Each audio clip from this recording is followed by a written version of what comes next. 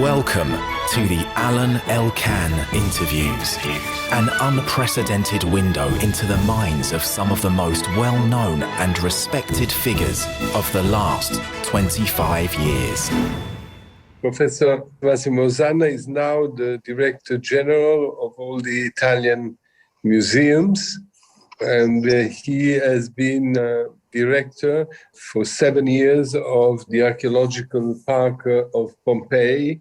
He is a professor of archaeology at the University of Naples, and previously he had many important professorships and responsibilities inside the Italian Ministry of Culture. Professor Osanna, are you nostalgic of Pompeii, where you made a remarkable achievement? You wrote a very important book that has been translated all over the world. I'm really nostalgic. That's normal. You know, Pompeii is a word for everybody because Pompeii has to do really with our identity, our culture, because it's really a place that since the 18th century influenced the European culture. So also our way to think about antiquity. Of course, in Pompeii was for me as an archaeologist, was really the place to be, because after all the long period of hard work in order to make safe the archaeological park, because you remember in 2013, 14, the situation was very bad, very critical. So we were involved in a huge effort of maintenance in order to make safe a restoration, in order to make safe the Pompeii. But after this period, so we started new research, excavation, discovery, and this was really for an archaeologist really a paradise, of course. You were one of the first to be able to use European funds in a large scale, and also you were very much helped by the arm of the Carabinieri, who are assisting the Ministry of Culture in Italy. You are right, and I think we use in a good way and also quickly the European fund that was 105 million euros. And you know, with the European fund, you have to go quickly. So we arrived, me and Nistri, the head of the Carabinieri, we arrived in Pompei in 2014. So after 2 years of this great project, the great project was started before us, but they didn't use this money for 2 years. So we started in 2004, and in 2 years we used 40 million, but we started all the project. And so the European community agreed with us that we needed more time in order to finish all the restoration work and also the knowledge plan we were organizing. So this was really a huge effort. And I think the goal was important for us and was very important to work. So archaeologists and a team of technicians with Carabinieri. Why the Carabinieri, Professor? Two order of motives. First of all, Nistri is not only normal Carabinieri, he was also the head of the so-called Nucleo Tutela Patrimonio. So the Carabinieri specialized in the protection of our heritage. So he was really involved in all the process of security, of safety of the Italian heritage. This is so important to understand. He was not a commissary arrived without knowledge and without experience of our heritage. But also the Carabinieri, the presence of Carabinieri in this territory was very important. Also to work with safe. You know, the territory is complicated, the Vesuvian area. And the presence of Carabinieri was also conceived in order to prevent mafia infiltration in the process of use in the European manner. Pompeii is probably one of the most important archaeological places in the world, right? I mean, it's among the most important archaeological sites. How many people come to Pompeii? in order to understand the number of visitors, we have to make reference to the 2019, because after with the COVID pandemic, everything is changed. We hope just for this 1-2 years now. But so until 2019, we received in Pompeii quasi 4 million visitors in a year. That means also some days with 2,000 visitors per day. This is really an incredible amount. And also it's important to understand that in the last 6-7 years, so between 2014 and 19, the growth of the number of visitors was incredible. We passed from 2.5 million to 4 million. And that is thanks to the great project, the communication of the great project, and also the attention of the government and the ministry to this archaeological place. And obviously now we can visit Pompeii also online in a virtual way. And if I am not wrong, you are the one who has done also this new movement of having the possibility to access to Pompeii, even if you are in America or in China or in Timbuktu. And if I am not wrong, you're trying to do the same thing with the Italian museums, right? Because you were nominated by Minister Franceschini in July of 2020, which wasn't really the best time because we're still in the pandemic. And so how did you start this new job? I mean, in this very difficult time. Yeah, of course, I started in a difficult time, precisely in the September 2000. I was nominated in June, and then I started my new job in September, and in the middle of the pandemic experience. So I start in a moment in which we have to resolve to approach the critical moment. That means found the money for the museum that without ticketing were in a very critical situation. But the government gave an enormous effort in order to financing the museum that were without visitors. Also, we understand it was very important to continue best practice in the museum. That means museums are closed, but we have to continue all the process of maintenance, all the process of research, or the process of communicate the museum. So it was very interesting also to see how the effort of our museum in order to propose some virtual program to the visitors. No, the museum is closed, but we are working for us because this is a World Heritage, and this is very, very interesting. How many museums you have under your direction, general direction? 450. So it's quite a lot. With a very important museum like Pompei, Uffizi, Brera, Capodimonte, but also small museums that are so small are not really, like Palazzo Farnese a Caprarola near Viterbo, that is a huge palace, incredible, of the Renaissance. Maybe nobody knows, but it's one of the most beautiful, really, palaces in our territory. And this is also a small museum with not so many visitors, but really very important and also difficult to maintain. You can imagine a huge palace with painting, with decoration and furniture. So this is a really important task for us. You have all sorts of museums, from the very famous you just nominated, from the Villa Borghese to the Accademia in Venice, the Egyptian Museum in Turin. I mean, there's so many museums. How many people work to handle all this huge amount of museums? This is a very important question. And this is a very, very, very critical aspect of our museum. So the problem now, in this moment, is really the number of staff working on different museum tasks and also the expected level of expertise. What I mean, we lack, I think, a minimum 6,000 persons in our museum. So there are 10,000 working, but we need more 6,000. We can calculate this number because so is the human capital that the National Museum needed. Franceschini, made a huge effort reopening the competition in order to take architect, archaeologists, art historian, anthropologists in the museum. And so in the last few years, we arrived in the museum thousands of young specialists, but we need more. because in Italy for 10 years was impossible in the public administration to start competition for new personnel, new practitioner.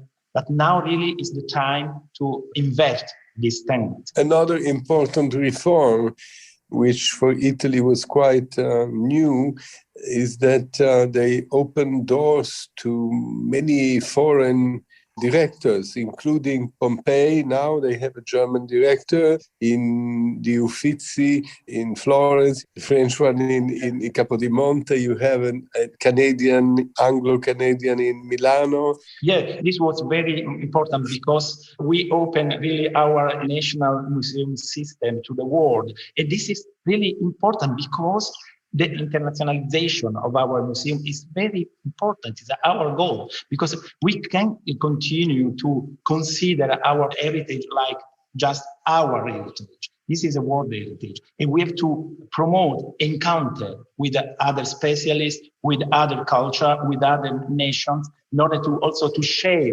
different skill, tasks, and to improve also our approach in methodology, in the museum studies, in the museum management, and so on.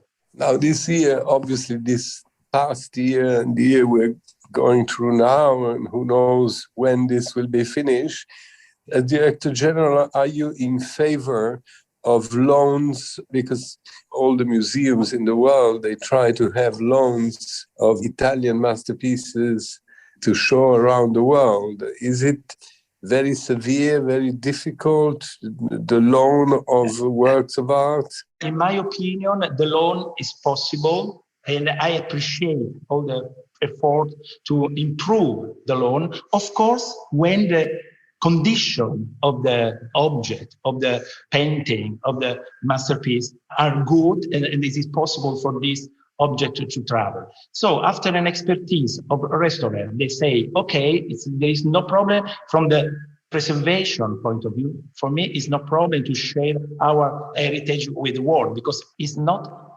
our heritage, it's a world heritage. And we have to share with the world. It must be very difficult to handle, to modernize, and very expensive, all these museums around Italy, right? Because there are really many all over the territory.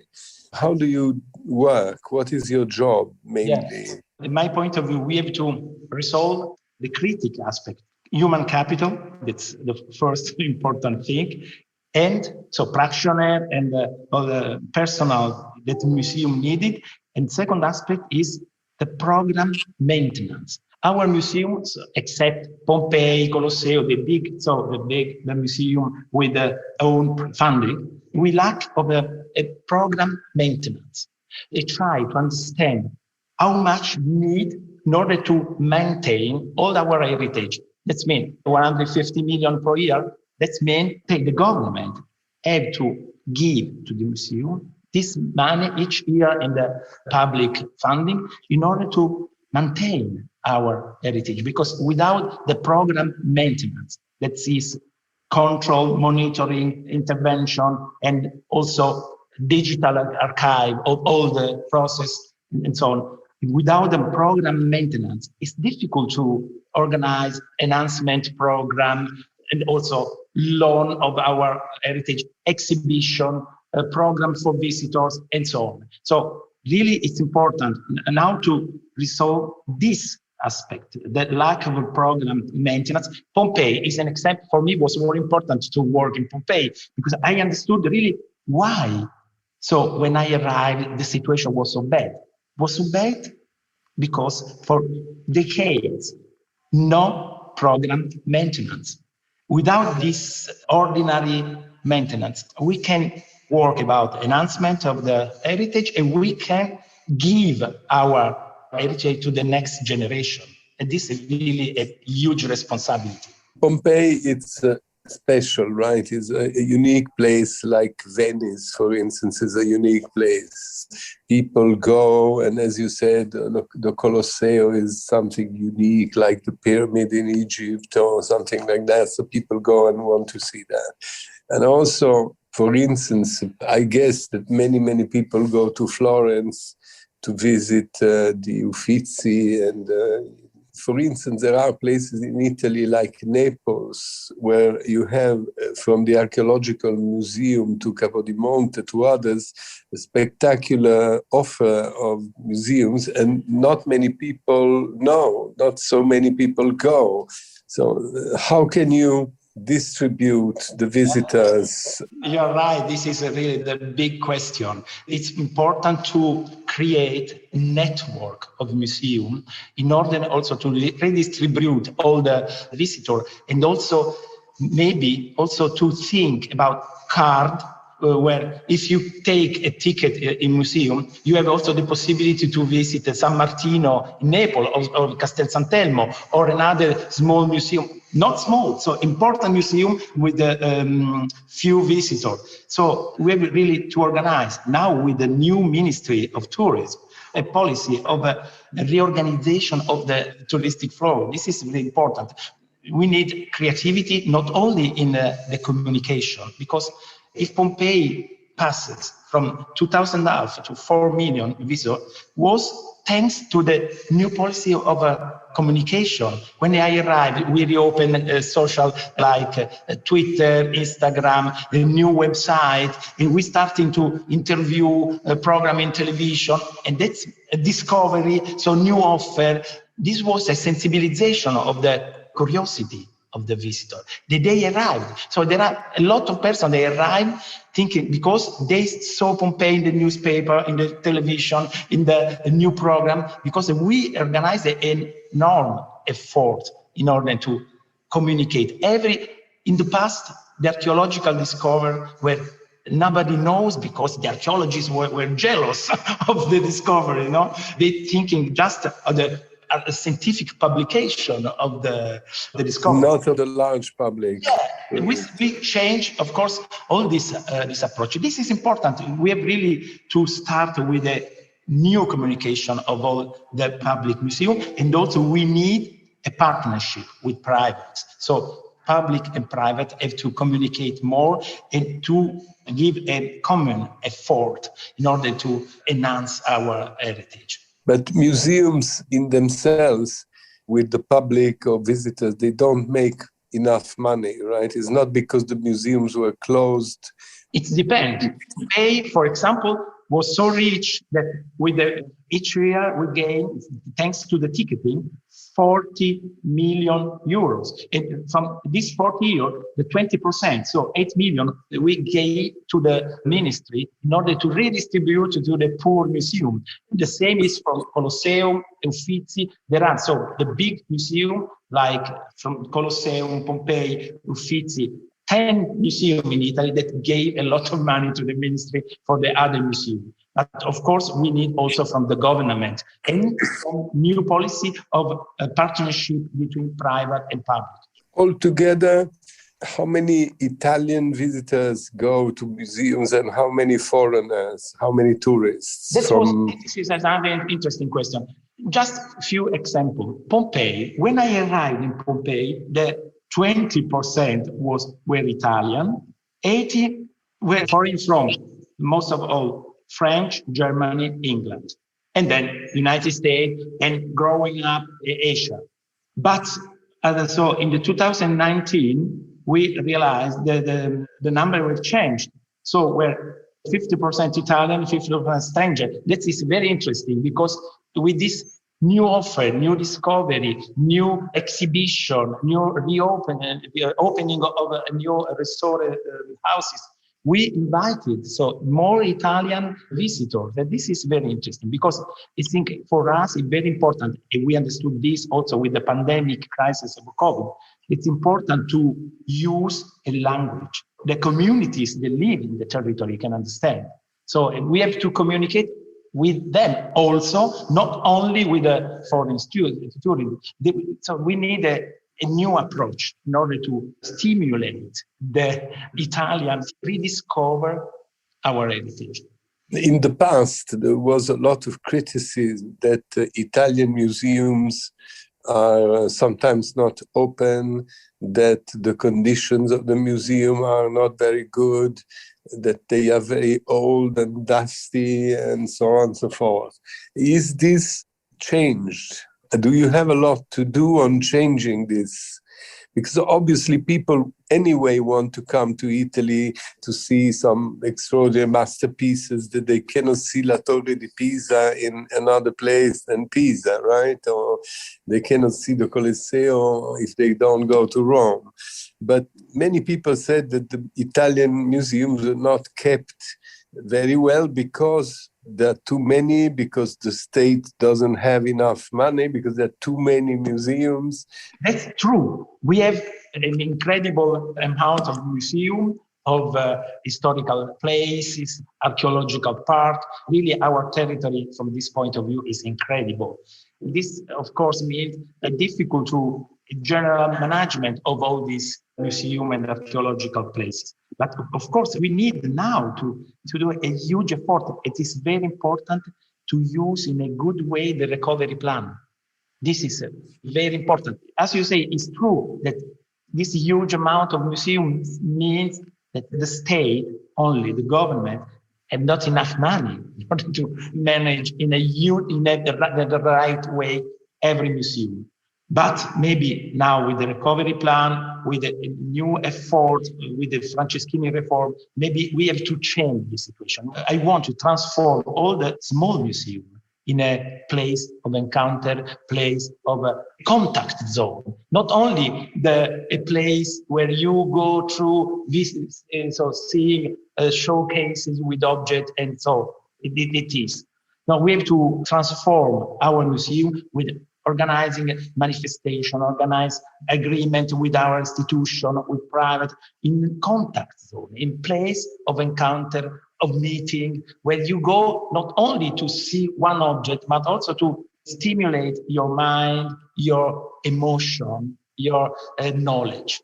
In the modern world, in the last, 20, I don't know how many years, there are more and more people who want to go to the museums. It's a strange thing. In a way, we say that the world, because of the internet, is less and less interested in culture. People only watch television or movies.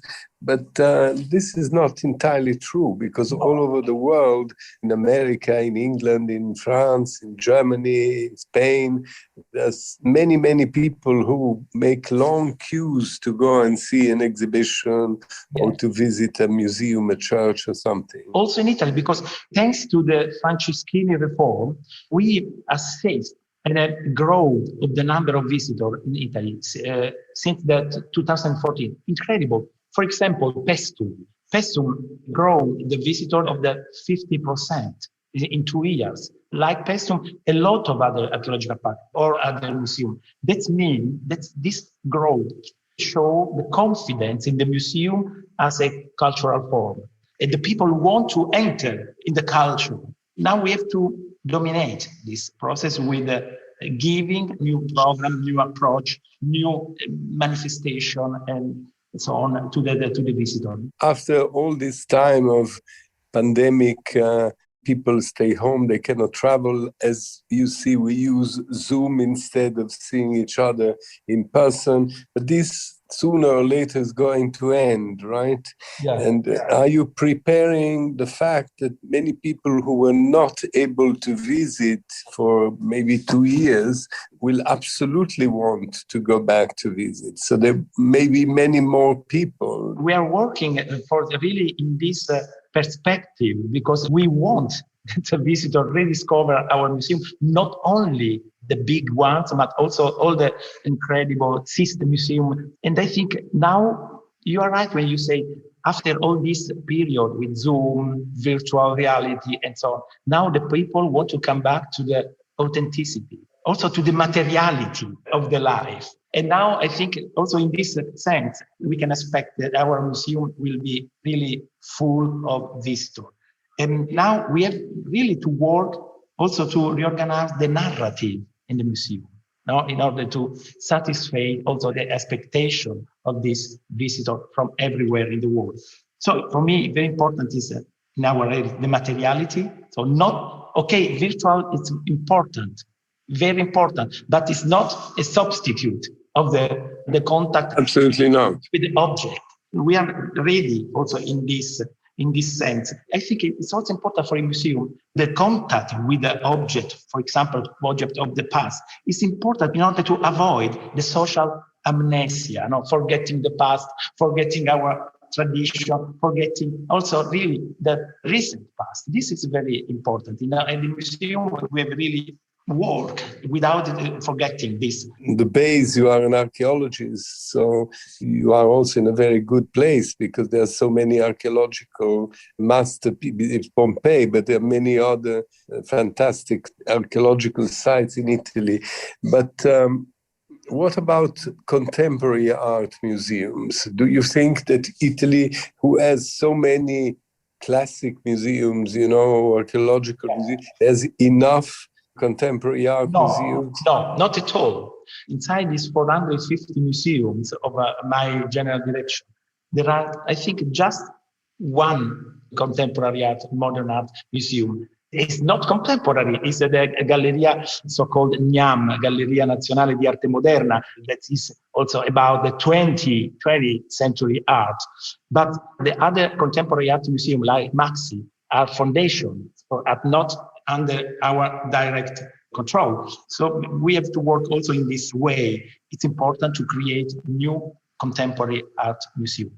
Also to promote the production of contemporary art in the classical side. Like in Pompei, I organized a program named Pompei Commitment in order to invite contemporary artists in Pompei to produce new art inspired from Pompei. We are doing this with Andrea Vigliani, that is a very important contemporary art critic. He was the director of Museo Madre in Naples. When we were in Pompeii, I was in Pompeii, we organized also a huge exhibition about Pompeii in the Contemporary Art Museum. It was Pompeii et Madre, archaeological material.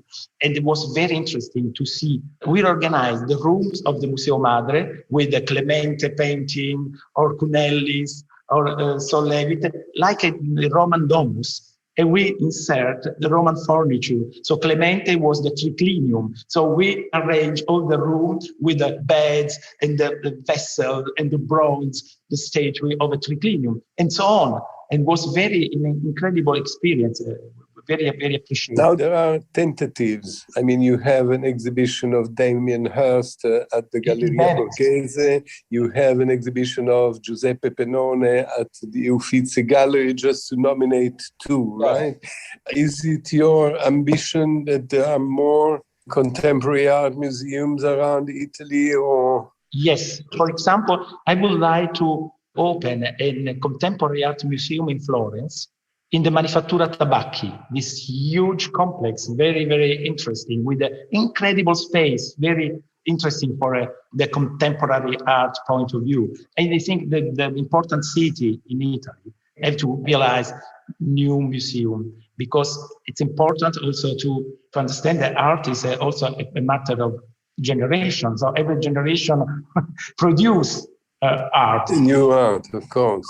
If I understand well, you have a lot to do, but you are also lucky in a sense, because besides Minister Franceschini, you also have a Prime Minister, Mario Draghi, who has encouraged a lot, right, to preserve the Italian patrimony, the beauty, the landscape, the museums, and all that. He's very much aware of the importance of cultural heritage in Italy, right, vis-a-vis the rest of the world, because the rest of the world looks very much at Italy as the country of arts and culture, right? Yeah, of course. We have a responsibility in this sense, a huge responsibility, and I feel this responsibility.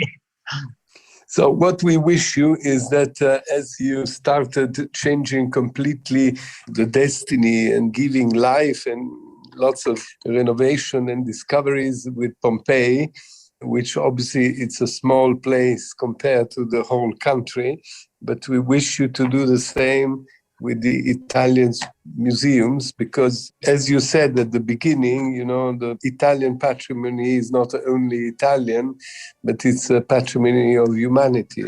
Thank you. So I know that it's an hard job, but I have all the passion and I hope also the skill in order to approach this new job. We wish you a lot of success and thank you very much for having been with us. Very kind. Thank you for this dialogue. It was very interesting. Alain Elkann interviews.